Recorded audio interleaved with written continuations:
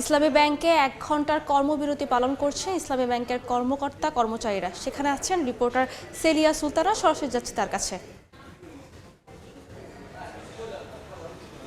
ইসলামী bank বাংলাদেশে আপনারা জানেন নতুন চেয়ারম্যান খুরশিদ আলমকে নিয়োগ করার পর থেকে কিন্তু গ্রাহকদের ব্যানারে আন্দোলন চলছিল চেয়ারম্যানের পদত্যাগ দাবি করে, এবং একই সঙ্গে সাবেক এমডিকে পুনর্বহালের দাবিও জানিয়েছেন গ্রাহকরা। এবং আজ সকালে আমরা দেখতে পেয়েছি যে ১ ঘন্টার মতো কর্মবিরতি পালন করেছে ইসলামী ব্যাংকের কর্মকর্তারা।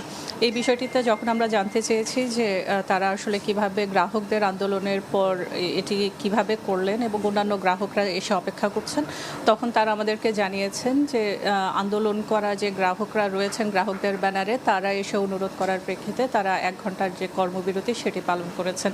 এবং এই সময়ের মধ্যে যদি আপনাদেরকে জানিয়ে রাখতে চাই, গত ৪ দিন, আজকে সহ ৪ দিন ধরে কিন্তু আন্দোলন চলে আসছে এবং আন্দোলন করে যাচ্ছে। বাংলাদেশ ব্যাংকের সাথে আমরা এরই মধ্যে কথা বলেছি, কোনো ব্যাংকে গ্রাহকদের আন্দোলনের বিষয়ে এবং অন্যদিকে প্রশাসনিক ভবন এবং অন্যান্য যে ব্রাঞ্চগুলো রয়েছে সেখানে আন্দোলন করা কতটুকু যৌক্তিক বা কতটুকু আসলে আইনানুগ, সেখানে বাংলাদেশ ব্যাংক জানিয়েছে বাংলাদেশ ব্যাংকের এ বিষয়ে কোনো বক্তব্য নেই। তবে প্রাতিষ্ঠানিক যে আইন শৃঙ্খলা রয়েছে, সেখানে যে নীতি রয়েছে, নিয়মকানুন রয়েছে, সে অনুযায়ী আসলে এটি তারা করতে পারেন কিনা ব্যাংকের কর্মকর্তারা, সে বিষয়টি আসলে ব্যাংকের যে প্রশাসনিক এবং ব্যবস্থাপনা HR ডিপার্টমেন্ট তারাই আসলে ব্যবস্থা নেবেন।